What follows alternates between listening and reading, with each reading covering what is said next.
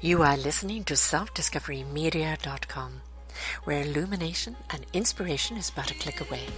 With so many genre topics for you on everything that you need to know in life.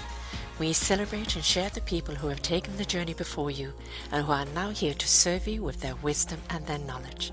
The next show coming up is...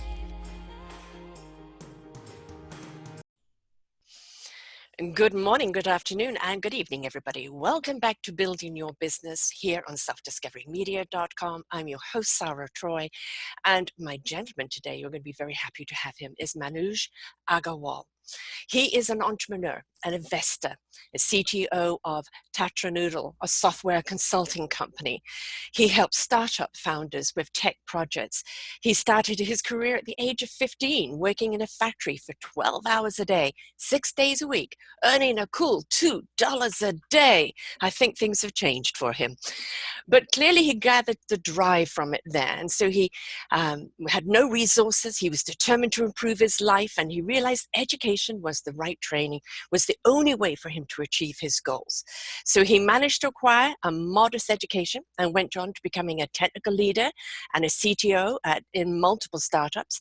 Manuj is passionate about education and training because without it, these achievements would not have been possible. So while building his career, he fought decades of anxiety, depression, and pessimism. By indulging in meditation and mindfulness, he managed to overcome that and let into deep spirituality, not religious, and focus on accessing and training his subconscious mind to create the life of his dreams actively. Well, I think we have got somebody here that has walked the path. That's very interesting and very important, folks, because I love to have people on who've taken the journey in life. They have taken the journey, what they've learned from it, what they've needed from it, they now pass on to others. It's the best gift you can ever get from anyone. So let's discover his journey here today and where, well, we know where he's come from, but you know what he's doing now and how he can help you. I think that right from the start, though, Manuj, the tenacity to want more, to know there's more, and to willing to seek out how you can achieve more was the very first step. Would you agree? Yeah. Well, first of all, thank you so much, and thanks a lot for that lovely introduction. Yeah, I mean, the desire to do more. So to just to clarify, you need a stimulus to invoke that feeling in you. And for me, that stimulus while working in the factory was, one day I was flipping over some business magazines, and I, read some stories of some really successful business tycoons, and I thought to myself, they had the typical picture standing up straight and all that. And I thought to myself, like, these are human beings just like I am. So if they can achieve such big things, then I should be able to achieve a little bit of, a little slice of that. So that's what sort of gave me the courage to think big and see what can be done about changing my life. It always has to spark from somewhere. I always call it the redirect. Something that goes, hey, there's more than this. But we have to discover our strength and our courage, to say, I'm going to step out of this. I'm not going to be afraid, or I'm going to face the fear. For you, it was an image. Well, what's different between me and that person? And, that person went after it. They got the skills and the tools they needed in order to accomplish. And it's not about a PhD, is it? It's a willing to learn as you go. Exactly. Yeah, that's exactly right. Yeah, I mean, the thing is, like, we do tend to ignore a lot of resources which are available to us, especially today. And I'm talking about 20 years ago. There was no YouTube, there were no blogs. Books used to cost a huge amount of money. But still, I was able to find some helps, talk to a few people. And that is not to say, I was all gung-ho about all the struggles that I went through. I had lots of, down days where I just didn't want to do anything or talk to anyone. And, I had really, really drastic negative events happen to me during that life. And somehow I just needed to pick myself up and keep going and see, what lies on the other side of the next step that I'm going to take. Yes, the next step you're going to take. You say that you suffered from anxiety and depression, and I can tell you that many of us do. And I think it's the more in tuned you are to yourself and to what's around you, the more you're also subject to the pain and the suffering that's out there, the struggle, and we take it on. Yeah. And you've said many things have happened to you, and for a lot of people, they're the setback. They can't go on. They're crippled by an event. And through many years of doing this and through my own journeys of life, those events in your life, no matter what they are always there to invite you to see what possibilities can come out of it, what courage, what strength, what love you can discover out of it. Yeah. So the anxiety and the depression, I sometimes think, is a reminder of what could be if we gave in. And then there is that spiritual belief that I can overcome this or ride through it. I can, there is more. But it's that comes the courage itself to step out of the anxiety and the depression. How did you do that? So as somebody who may have experienced these negative emotions, you may relate to this, because when you are in the thick of these negative emotions, sometimes it sort of becomes a way of life. You don't really know that something's wrong with you. You just think this is how life is. This is how everybody lives. And the thing that happens is, as you start to get wrapped up and get emotionally involved in all these situations, the physical world starts to change, right? Like, you start to make more mistakes, the relationships start to break down. So these things manifest in a different way.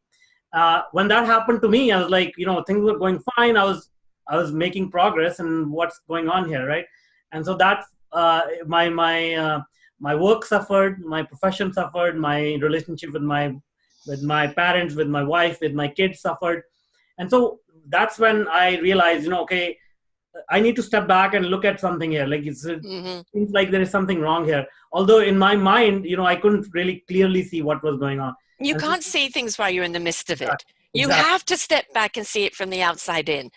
In depression and in anxiety, you're in it. You're at the center of the point there. How can you see clarity there? So you have to be willing to say, switch off to everything and step out and then look from the outside in, and without judgment or guilt, right? Exactly. And so that was, to answer your question, the courage, I guess the courage just came out of necessity, because I didn't want to go back to, old way of living where, nothing is working and I'm just dragging through life and making, just hoping that someday it'll be over. So, I didn't want to do that. So, Yeah, I think, again, it comes into that belief that there is more, I can do more. This is just a challenge. It's just an obstacle. It very often is that tap on the shoulder, pay attention, you're going the wrong way. Exactly. Or you're taking the wrong person with you. You're taking an external person, which is about, I need to have this, or and I've got to have that amount of money, and I've got to do this and that. You're not taking the internal person with you. And that's where a lot of the conflict comes along. That's right. And then one other thing is, like, just the realization there is an alternative, right? Like, because a lot of people think, again, I was in that situation. I thought this is how life is. But then as you realize there is an alternative, then all you need is to take action and figure out what that alternative is and just go after it, right? And for you then, at that time, it was reading and paying attention to other people. How did they do it? Now we look at podcasting and TED Talks and YouTubes, and we're inspired by the people who have faced the struggle. And it becomes an invitation for us to face our own struggle, doesn't it? Yeah, exactly. And as you said, like, it's not like we are unique or some, people sharing their stories. Everybody has a story. Yes. And the only thing is, generally we think it's our unique story. We sort of tell our stories to ourselves over and over again and get buried under the weight of, all the past things that happened to us. But the fact is, if you listen to other people, you share your stories, you'll realize everybody has gone through something to become something else. And that transformation is, I guess, the essence of life. Yes. The willingness to go through life I think people constantly look at um, destinations as being it. That's kind of your destination is the end of that chapter. Yeah. This is what you did to get to that end of that chapter, to that destination. Now what? Yeah. What's your next chapter? And I think complacency is very deadly. And I think also, resting on your laurels for complacency, but also believing that there's nothing more. There's always something more. Yeah. For sure. For sure. I think you have to understand why, though, right? What is your why? I mean, yes, you want to do it for your family, but what's the why that drives you?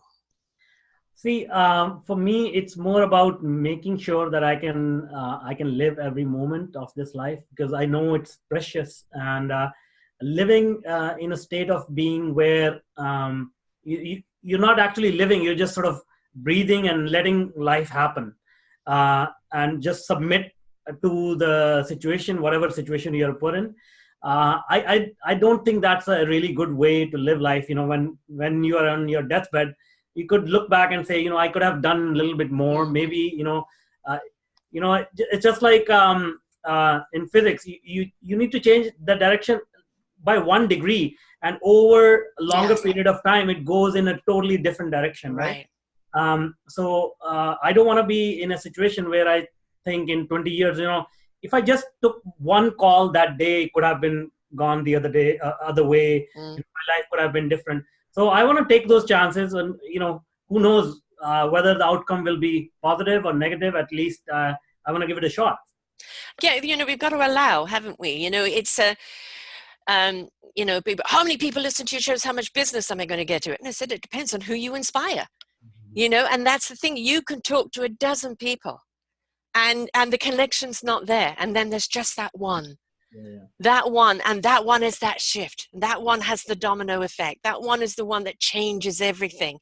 Yeah. And I think we've got instilled in our minds of bottom line, bottom line, bottom line, got to maximize the numbers. And we're forgetting that it's people, planet before profit. And if you want to have good business, you've got to build good relationships. And that means taking the time to get to know your potential client. Yeah. And not only that, like, what I found was, we get wrapped up in this whole drama of bottom line and Yes. sort of, earning money. But in that sort of rat race, we disallow ourselves many experiences, Yes. working long hours, not spending time with family, not taking time for ourselves, vacation, things like that. But if you don't do that, you may never discover that in some cases making money was not something that you really liked anyways. Like, your passion lies in painting, your passion lies in poetry, or travel, or something like that. So if you just try to balance the life and expose yourself to other types of experiences, it can actually lead to more growth, more happiness. It may not lead to money, but it may lead to something more profound, right? Yeah, more meaningful, most certainly. I've interviewed so many people who followed that society's life expectation, the big house, the fast car, everything up at the top, the club, everything else. And they said, I'm working 18 hours a day to maintain something I have no time to enjoy. Yeah. And I have disconnection with my family, because money, after all, does not buy love. It doesn't buy connection. And they literally sold everything up and downsized to a more humble home where they didn't have to work so many hours, even change careers, so that they realized that the true wealth of life lies in that family, the lifestyle that you have. And that as long as you're making enough money to maintain that, lower those expectations. They're not low expectations. They're just realistic expectations. Yeah, exactly. Yeah. And the funny thing is, what I have found is, when you start to do those things like downsizing and not spending 18 hours a day on work, the outcome actually gets better. Yes. So it's paradoxical. Work less, have more fun, but then whatever you desire is actually, the outcome is better. Well, it also is because you're happier. You love what you're doing. So what you are going to do, you're going to do a damn sight better. Yeah. because you're giving all your energy of something you love to do. So people relate. I want what he's got. Yeah. How do you get to be so happy doing what you want to do? I want to do business with you. But if you're dealing business with somebody that's so stressed out, what? How are they going to give you the time and attention? Yeah. Right? You're just another number. Yeah. So slowing down, putting out your passion in what you do, because life is about to be enjoyed. You're now going to pick up those clients that are really going to enjoy your services so much more because you enjoy them. Yeah, exactly. And there is so much to enjoy. Like, Mm. this is another thing. I consider myself so lucky to be living in this part of the world. And, a lot of people don't realize if you travel across the world, large populations are living under really difficult conditions, like drinking Yes, water, clean air. These are things which, we in take for granted. particularly in Canada, we don't even like it's we don't even give it a second thought. But these are not things available to everyone on this planet. So gratitude is another huge one to put into it, right?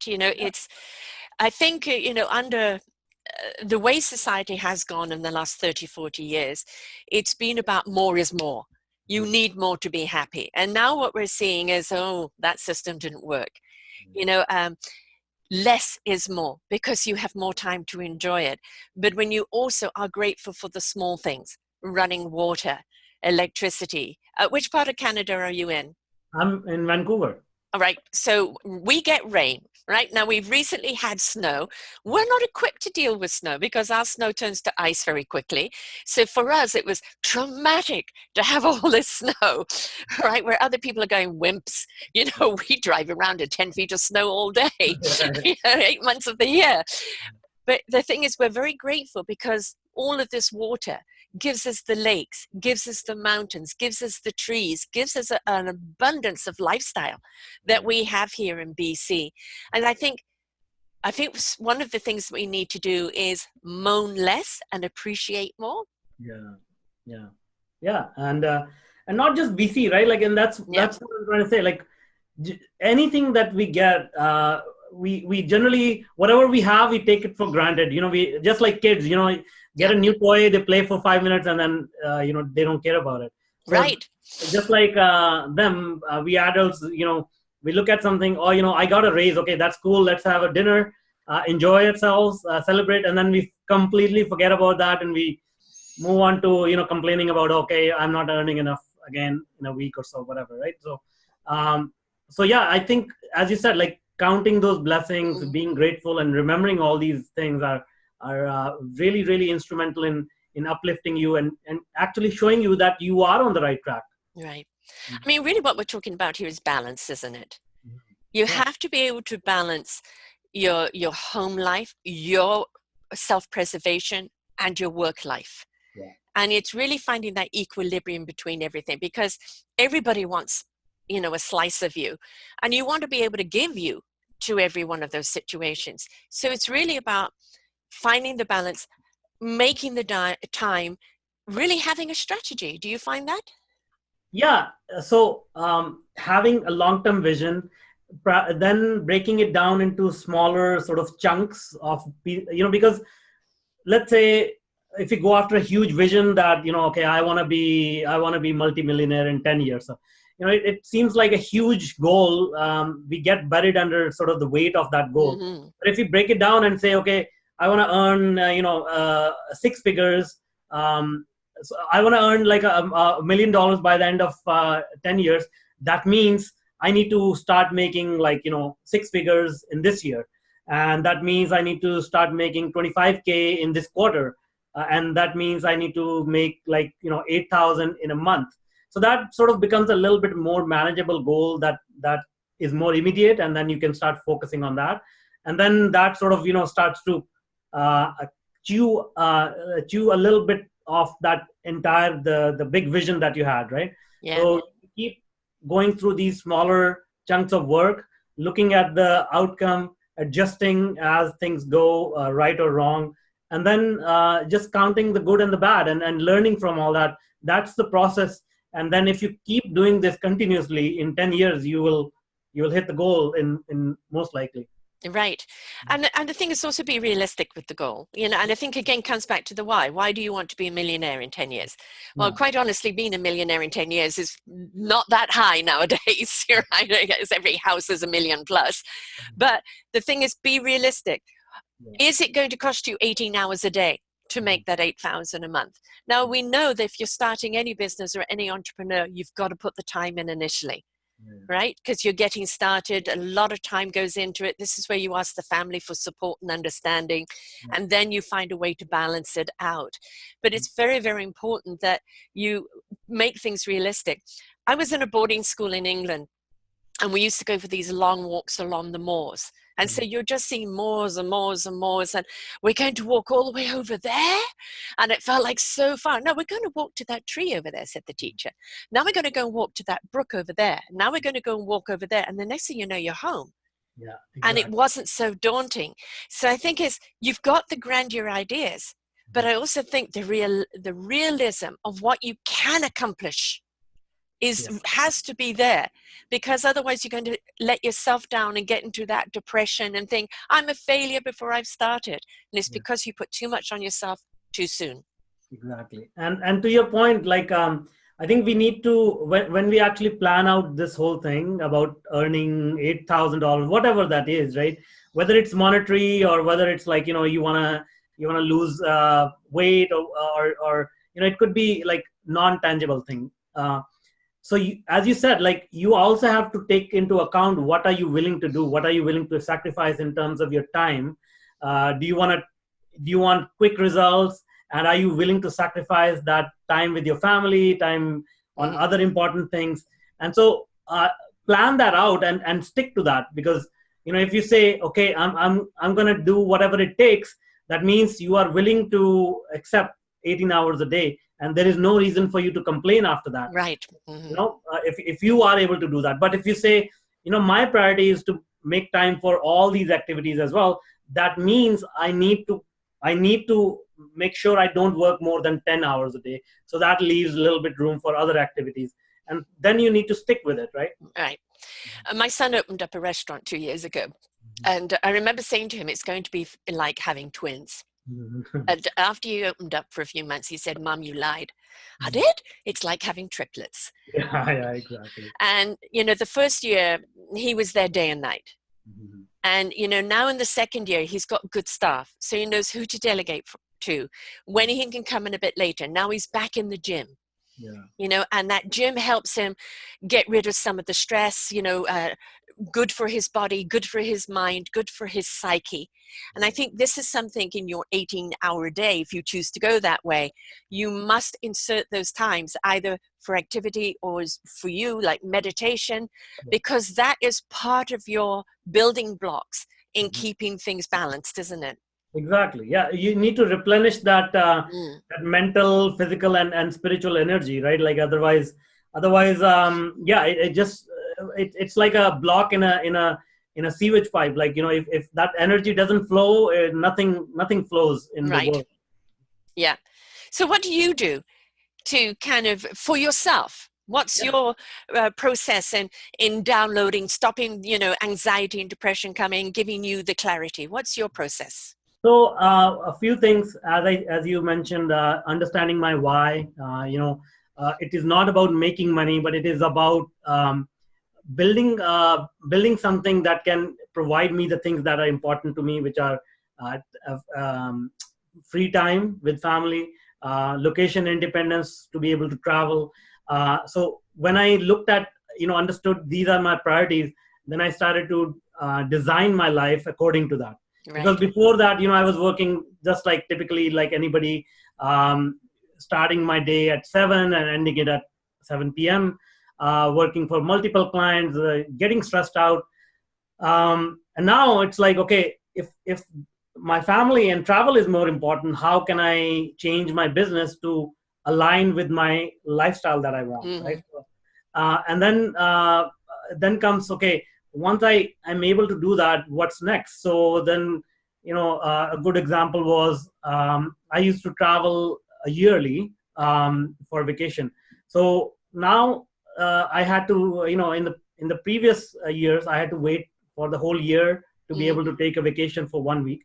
But now I take vacation, mini vacation every month. So it could be a weekend getaway, it could be a small trip to a town next to ours or whatever, and that just gives you the same feeling as going to an exotic place. So all these little things, adjustments that you can make into your life, and it's all about extracting that positive energy that we all seek. It doesn't matter how much of a grand scale you use to acquire that energy, whether it's like exotic spending or going on lavish spending sprees, or it could be very minuscule, like just you have to make your mind believe that you're getting that positive energy from somewhere. As long as you can figure that out, everything falls into place. Right. And that's the important thing is, I think what you're saying is, what is your joy? Exactly. Yeah. Right. Because those joyful moments, whether they're a moment or whether a week or a month, you find them in the simple things. Taking the kids off to, the pumpkin patch, or going down to the beach and picking up shells, driving them up a mountain and looking over Vancouver. They're aha moments for our children. And so they become joyful moments for us. And I think as a society, we've forgotten things like joy, haven't we? Yeah. I mean, joy and the thing is, like, that joy has been replaced with this pompous display of lifestyle, which is sometimes not even real. Like, we all look at other people's Instagram and we all get depressed. Look at these people, how successful they are, but we don't know. That was just a moment in time, and they took a picture, and immediately, as soon as the picture was done, they were back into the same yes life's sort of confusing puddle as we all are, and we just think everybody else is perfect and we are not. I mean, right now in the news is the story of Meghan and Harry, and how they've walked away. From a lot of security and a lush lifestyle, Duchess and Duke, and they're living here on the island. I'm in Victoria, and so they're around the corner, and they want a more simple life. They're passionate about the work that they do, and they want to do it on their terms. And a lot of people, they're crazy for what they're doing, and I say kudos to them. In fact, I did a show, Leave Meghan and Harry Alone, because we are all responsible for our own lives. We know what happens to us is not always our choice. How we react to it and what we do with it or because of it is our choice. And for them it was, we can't take this anymore. It's too oppressive. And they decided to walk away very courageously and follow their own path. And I think they're a great example to people of, if you're in a job or you're in a career that is costing you too much emotionally, too much spiritually, then you need to get out. It doesn't matter what the salary is or the fact that you've got a home, the family that's waiting on you. You have to let everybody know, I'm dying in this job. I need to change. Work with me while we discover what this change is, because only when we step into our joy can we be fruitful. And we can't be when we're stressed and depressed, right? Yeah, exactly. And yeah, I mean, as you take that step, it's going to be scary, and things may get worse. It may get worse before they get better. But if you keep giving yourself the excuse of these golden handcuffs or what, a lot of people use these usual terms to explain their situation and why they're not doing anything about it. So the idea is that if you don't do anything about it, obviously life is going to stay the same. It may actually get worse because your mental state of being not in the right position. But if you decide to do something about it, it may still get worse, but at least you are on the path, and now you have the energy to make it better. Yeah. I love the terminology golden handcuffs. That's a good one. And that is, it is, isn't it? You're making the money, but you're a slave to it. You haven't even got the time to enjoy it, or to be yourself. And I think this network was called Self-Discovery. It's all about discovering your instrument, playing it the best you can to find your orchestra and play that symphony that will resonate out as an invitation to other people. We are here to serve one another. But first and foremost, we need to serve ourselves. Yeah. Otherwise, what we're sharing is emptiness or discord or misery. But when we're in joy and we really love what we're doing, we're sharing that joy, that passion. And that becomes very exciting for people, doesn't it? Yeah, exactly. And just like, in the airplanes, the Mm-hmm. nice lady said, help yourself first, and then you can Yes. help others. Yeah, it's just, as I said earlier, like, this realization that all we, like, we, I used to think, like, obviously, that we are physical beings with hands and bodies, with distinct entities. But as you start to realize, basically, we are just energy, balls of energy floating around. There is no, like, a distinct boundary, because our energy flows even beyond our bodies. If we look at it from that point of view, we are sort of connected in many ways, Yeah. even in a physical sense, right? Yes. Yeah. So what do you do for your clients?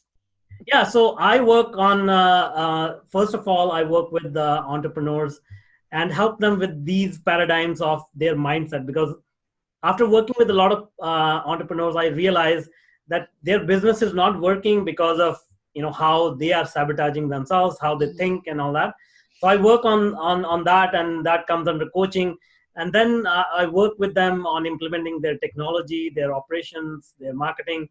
That comes under consulting. And then we also train their employees on all the technologies or latest technologies and soft skills. So that comes under training. So we provide coaching, consulting, and training to startups and any other company which are involved in technology. These days, every business needs technology, so it pretty much covers most of the businesses. But specifically, our sweet spot is tech startups. Right. And I'm I've started this up with one show a week when I was on another network, and then I started my own network and had other hosts. And in 6.5 years, now it's I've grown too big Mhm. for what my platform was, and I've had to hire someone to completely automate me and restructure me and use the technology in a way that is freeing me up to do Yeah, what I do best. yeah, And we all need to have that. I'm not technically savvy at all, and so we all need those people to help us set things up. And if people are very technical, sometimes what they're missing of is the public relations side of things, right? Because they're so used to kind of speaking tech, they're not necessarily knowing how to speak layman. Mhm. And so there's a lot of aspect in it. What is your why? What do you want to get out of this? You know, Yeah, um, you've got to have the interaction with your staff. You've obviously got to know the technology, but you've also got to be able to communicate with your client in a way they understand, and yeah. don't assume they understand tech because it's a totally different language. Yeah, exactly. Yeah. So this is where, you need to have that human element, Mm-hmm. that you can empathize with your audience, right? Like, if they are capable of speaking the same language or the lingo, the technical lingo, by all means we can use that.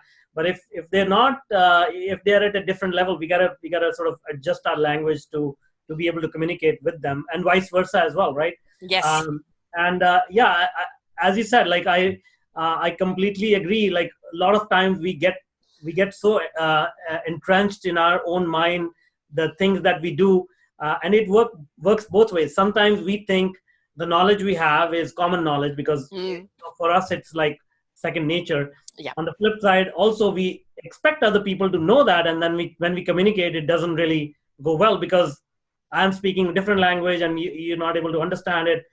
And so that's why that human element is so important. Um, and as you said, like, self discovery helps with that, and it helps with empathizing other people as well, because now you understand your limitations. Yes. Now you can say, I'm not perfect, so how can I expect somebody else to be perfect? I mean, this is also the thing where team. Mm. You're starting a business, you've got a team there, and everybody, it's the orchestra. Everybody has their own instrument to play, right? And some people can play more than one instrument. Yay, utilize them. And so if oh God, this is out of my realm here. I can't communicate this. But Joe over there is very good at that. And then, invite Joe in to be a part of it. And then I think a lot of entrepreneurs, what happens is they take on too many hats and they don't delegate. Yeah. And you really have to take a hat off and delegate it to someone who can do it better. Exactly. Exactly. Yeah. I mean, uh, the common reasons why is like, first of all, this misconception that nobody else can do it better than I can, Yeah. Yeah.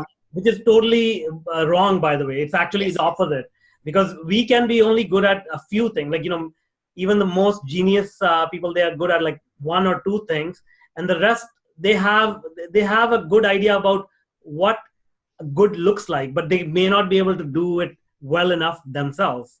But they Um, know who does. That's why they're geniuses, yeah, right? exactly. Yeah. So yeah, I mean, in my case, I tried for the longest time to learn sales and all that, and I got better at it. But then I thought, I mean, this is not something that I enjoy. Right. This is not my strong sense. So let me try to figure out how I can automate sales, because that's what I enjoy and I'm good at it. And then I can give it to somebody who's really good at sales. And that way, they can get better at sales. I can get better at automation. I can understand this world together. And so that was more enjoyable than actually doing it myself. And I think, in any business, any entrepreneurial type business, you have a passion for a certain aspect of what you want to do. For me, obviously, it's interviewing, getting people's stories out there, having that orchard of wisdom library that people can go to and resonate with someone they're listening to and know, I want to do business with you. That's what it's all about. But it's understanding that take ego out of it, right? Because this is something that happens with entrepreneurs. It's their vision, it's their ego, and there can't be any changes in that.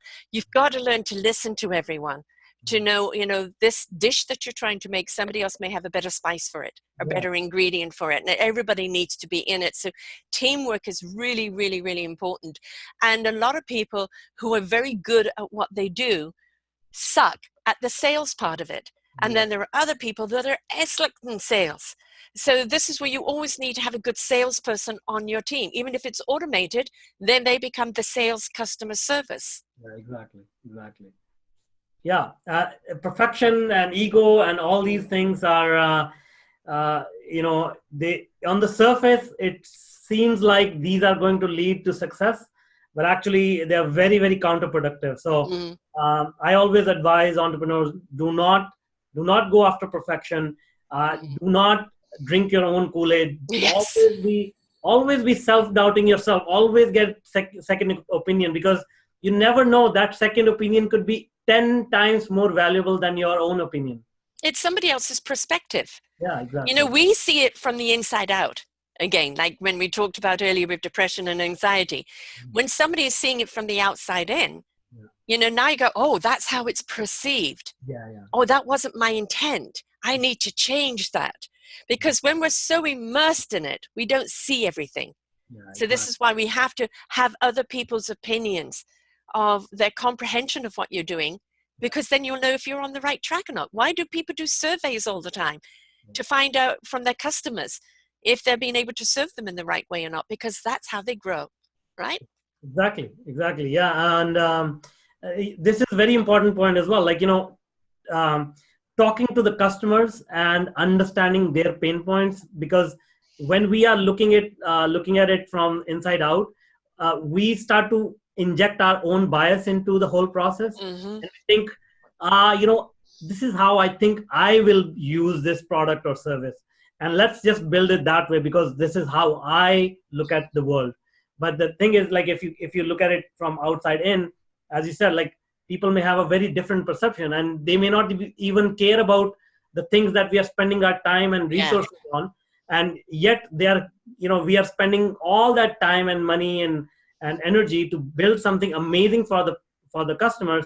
They don't even care about that, whereas they're feeling dissatisfied by us not giving them a little bit of a tweak they've been asking for Mm-hmm. weeks.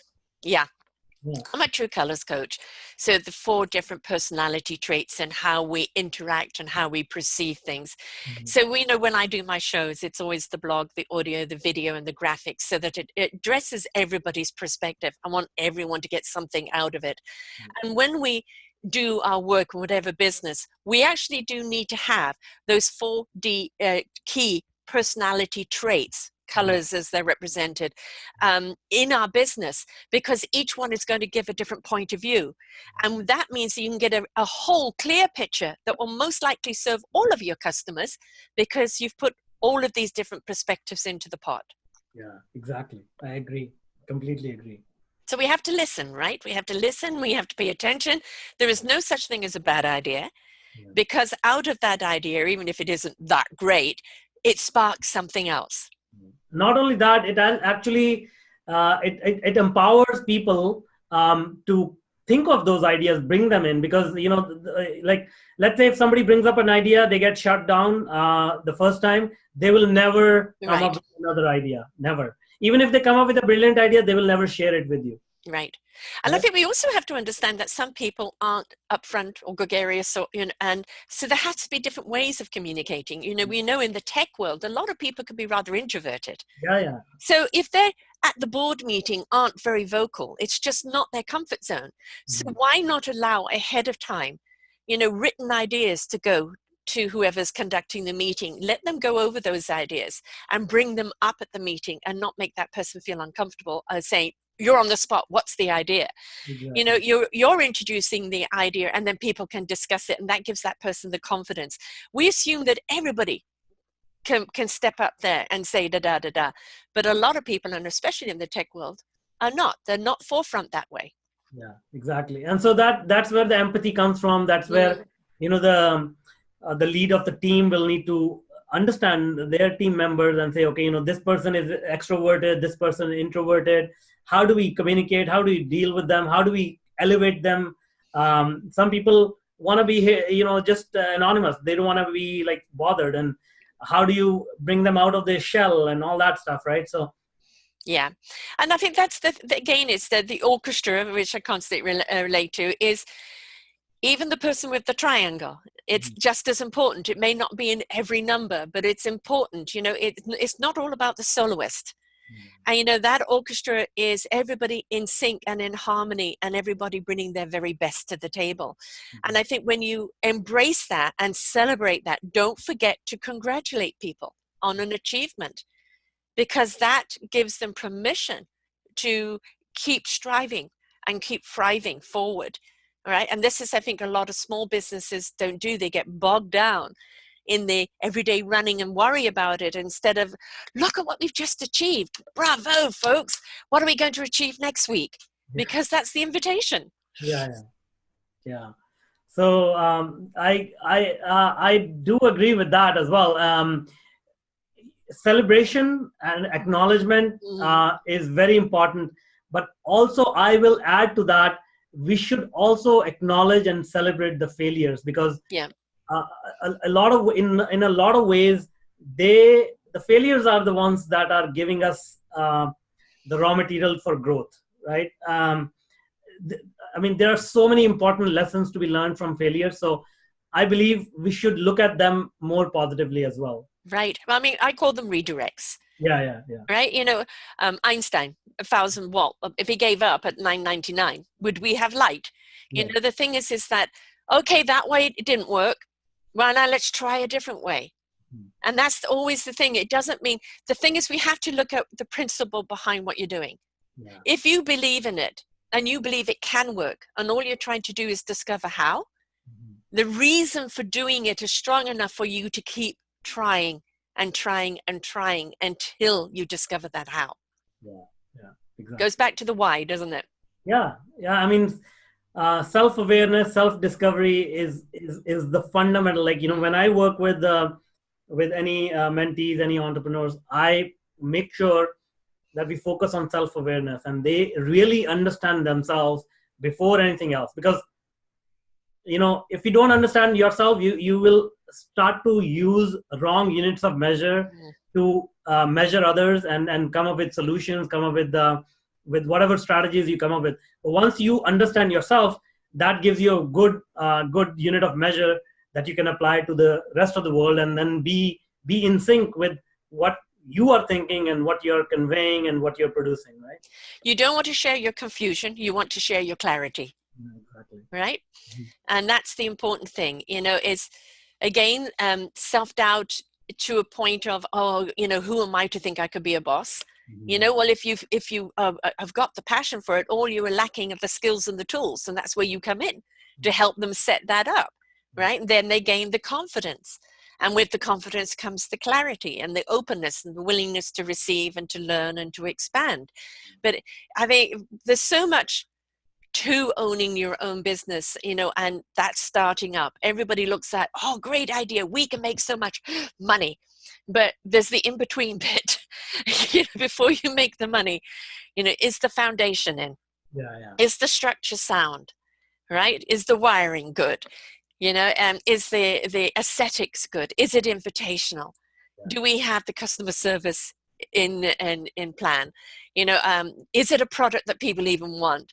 There are so many questions that need to be had, and people have got to be patient, willing to tick off the boxes, haven't they? Exactly. Yeah. And but the funny thing is, the good thing is, all these things that you listed, there's so much information available today on the internet that you can learn all these things and never have to go to college or university, or Yes.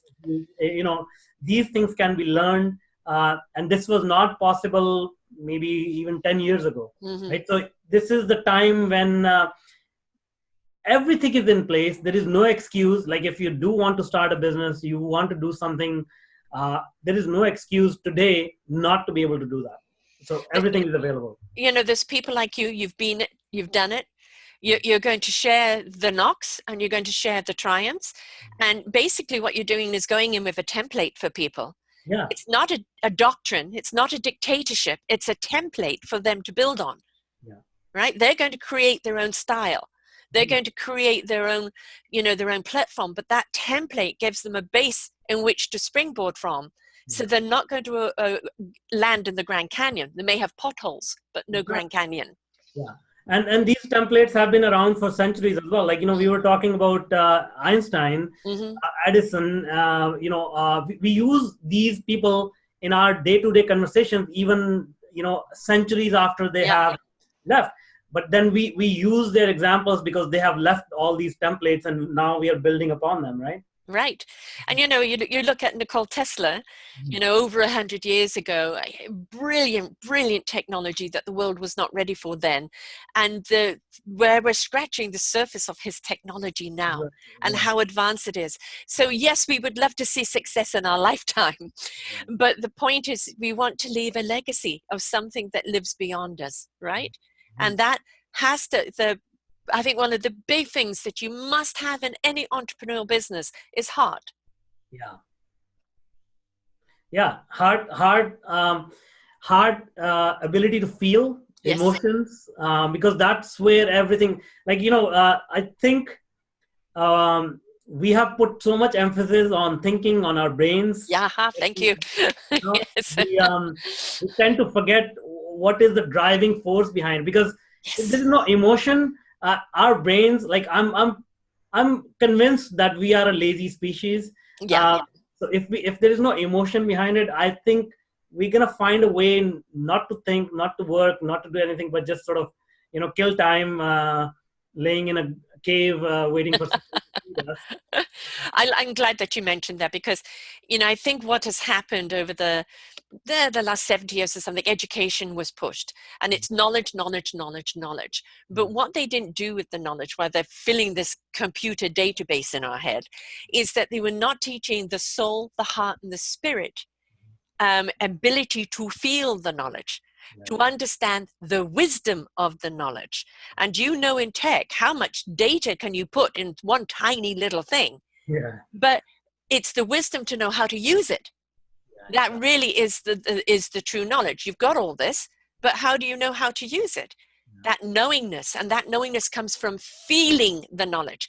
When the heart and the soul and the spirit is ignited, then it will know what it needs to know when it needs to know it. So don't get caught up in the thoughts, right? All of the systems need to be on. And to add to that, if you actively work on feeling the energies around you, the outside world, you can take that observation and actually apply those observations to the existing resources. So you mentioned data. If you observe the world differently, you can go back to your data and say, hey, let me analyze this data in a different manner because of the observations that I just made in the real world and see what comes out of it. So Right. even the existing things that you have may actually give you more as you start to, open your eyes and feel more stimuli in the world and understand it at a deeper level. You can actually extract much more value out of whatever existing resources you have. Exactly. Be able and willing to see things differently, come from that heart space. Again, I've done a numerous amount of shows on business, and one of them was the Let's Get Synced series, which was interviewing people around the environment, but it was about the environmental thought change that needed to happen to make the environmental changes happening. And one of them sticks out to me, a guy in Germany. He was on the other side of the wall for 12 years before the wall came down. So he brought some of his socialism into the other world, and he has a company called Pure Necessity, and it's people, planet for profit. And he goes in restructuring companies and industries and governments, in that when you invest in the people, and you invest in the planet resources, you will have a better profit because everybody's enriched. Exactly. And I think that's the important thing, is you're wanting to start a business. Yes, you want it to make money. You've got a passion and thing behind it, but you've got to ask yourself, who does it enrich? Yeah. And not only that, during my work, I also uncovered a lot of paradigms around generations, right? Uh, we are tied. Obviously, we are a result of multiple generations of our fathers and Yep. mothers and so on. But we also have a responsibility for future generations, which are not even born. But the thing is, we are actually, in a way, they are in the process of being born, right? Whatever actions we are doing, it's actually going to lead to some renewed life on the planet, and we need to be responsible for that.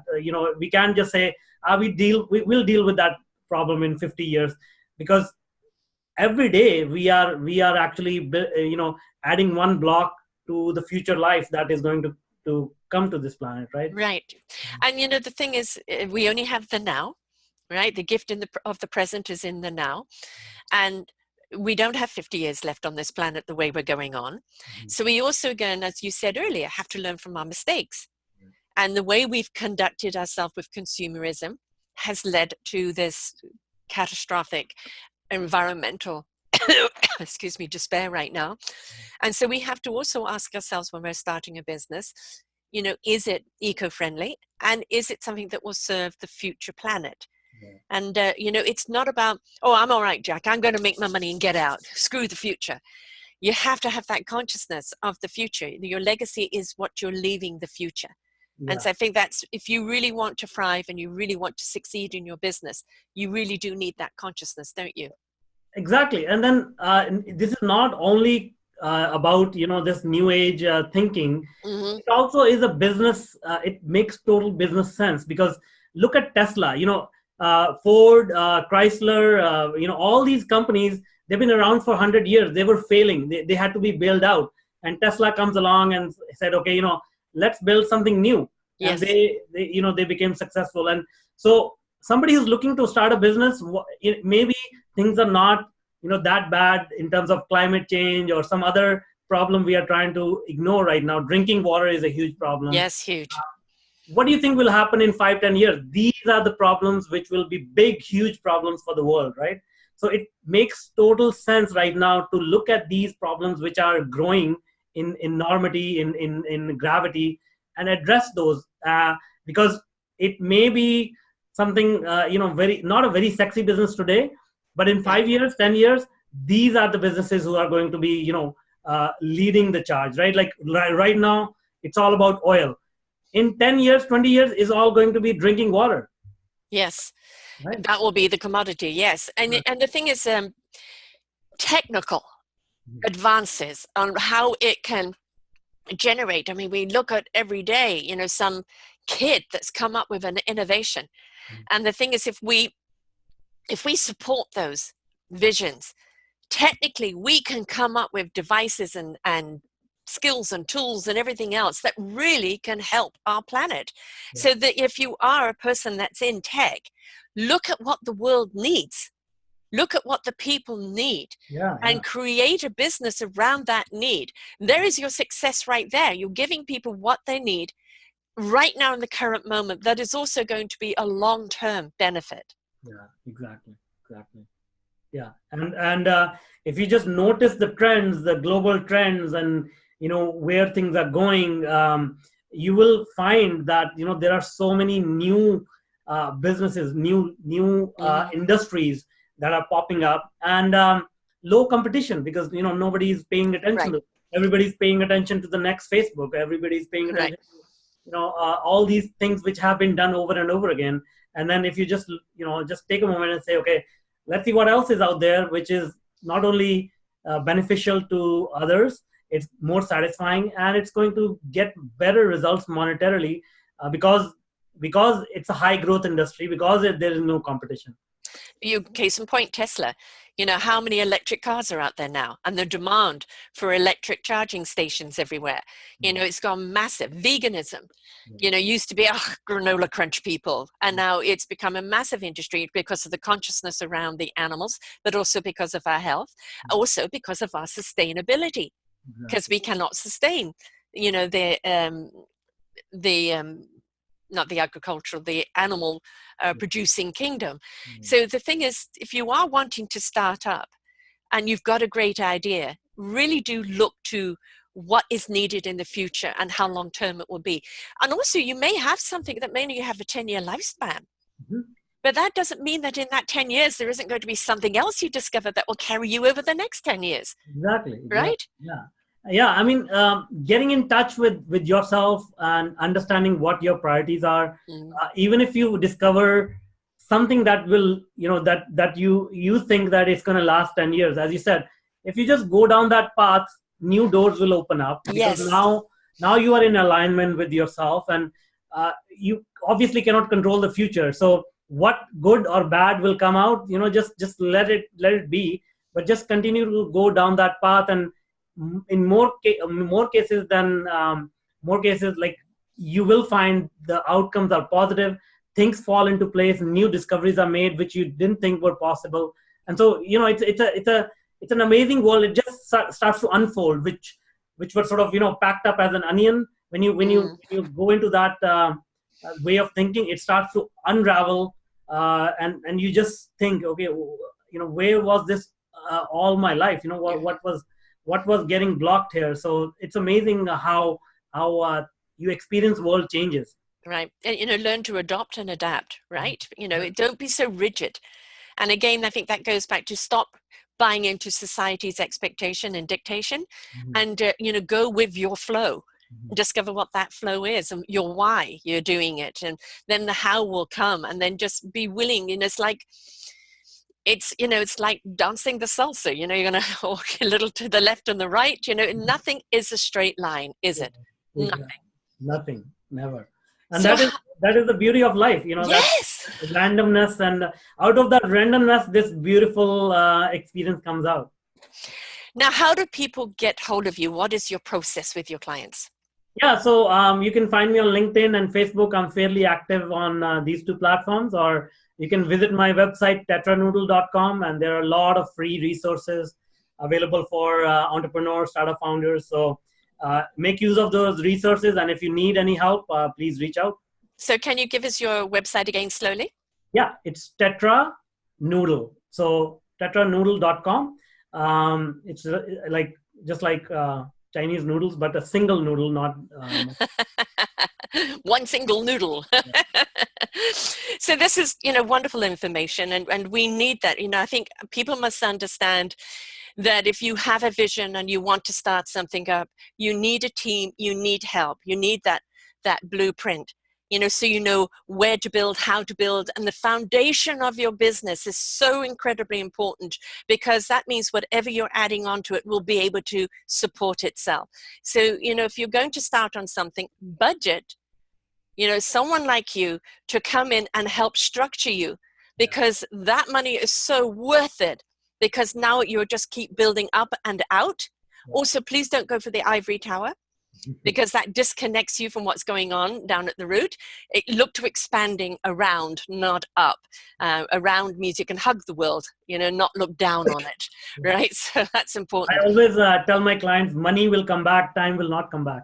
True. Very, very, very, very true. And so, don't waste your time, but know how to use it productively, which means how to invest in yourself, all right? How to invest in the people you work with, how to invest in your clients and your family. It's about compartmentalizing and balancing and listening inward, right? And then again, stepping outside sometimes to look in. So it's very, very important. So people can find you on LinkedIn on what name? I'm Manuj Agarwal. Just search for my name. It's not a very usual name, and let's spell that for people. So Manuj, and then Aggarwal. Okay, and you can find him on LinkedIn and Facebook under the same name. Yes, that's right. Excellent. Well, everybody needs that help in starting something new, and it always comes best from people who have taken the journey. You've had your knocks, you've got back up, you found out what does work and what doesn't work, and you're here sharing it with everyone else that's ready to receive. And there are so many tech startup companies, stacks of them. Everybody's looking at the next big thing. And I've personally known so many of them with brilliant ideas, but they didn't go through the process properly. And so that brilliant idea never came to fruition. So it's very, very important that you have somebody that can help build your structure. Definitely. Yeah, and that's the whole point of me doing this, because I have seen the same thing. A lot of brilliant ideas never saw the light of day because the founders didn't know what they were doing exactly. Right. And we need those innovations out there.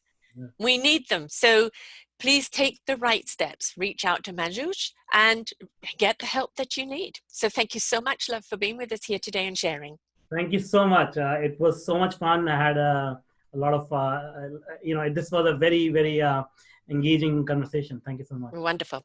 Well, until next time, folks, remember, first and foremost, who are you? Why are you wanting to do what you want to do? Then how are you going to do it, and who with?